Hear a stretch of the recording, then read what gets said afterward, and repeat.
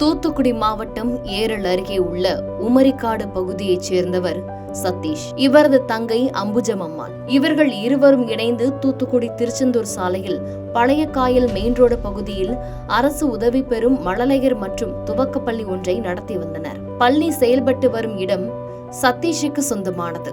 அதில் கட்டிடங்களை அம்புஜம் அம்மாள் கட்டியுள்ளார். இந்த பள்ளியில் பழைய காயல் மற்றும் அதன் சுற்றுவட்டாரத்தைச் சேர்ந்த 100க்கும் மேற்பட்ட மாணவ மாணவிகள் பயின்று வருகின்றனர். இதற்கிடையில் இருவருக்கும் இடையே கருத்து வேறுபாடு ஏற்பட்டது. இதையடுத்து அண்ணனான சாந்த சதீஷ் நீதிமன்றத்தில் வழக்கு ஒன்றை தாக்கல் செய்தார். அதில் பள்ளியில் தனக்கென்று முறையான மதிப்பு எதுவும் வழங்கவில்லை என குற்றம் சாட்டினார்.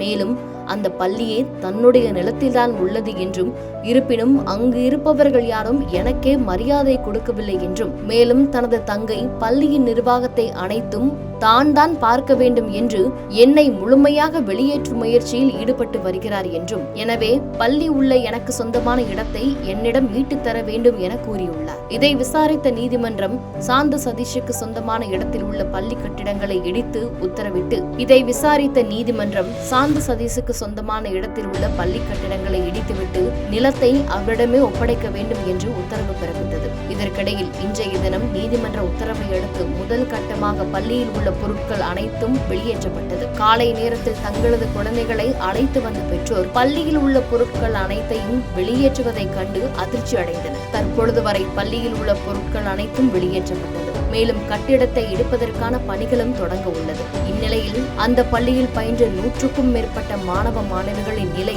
என்னாவது என தெரியாமல் பெற்றோர்கள் பலரும் தவித்து வருகின்றனர். மேலும் நீதிமன்றமும் தீர்ப்பை வழங்குவதற்கு முன் அங்கு பயிலும் மாணவ மாணவிகளின் எதிர்காலத்தையும் அதற்கான வேறு வழிமுறைகளையும் கூறாமல் இதுபோன்ற தீர்ப்பை வழங்கியது அப்பகுதியில் சலசலப்பையும் ஏற்படுத்தியிருக்கிறது. அண்ணன் தங்கைக்கு இடையே உள்ள பிரச்சனையில் அங்கு பயிலும் மாணவ மாணவிகளின் நிலை தற்பொழுது கேள்விக்குறியாக்கப்பட்டிருப்பது குறிப்பிடத்தக்கது.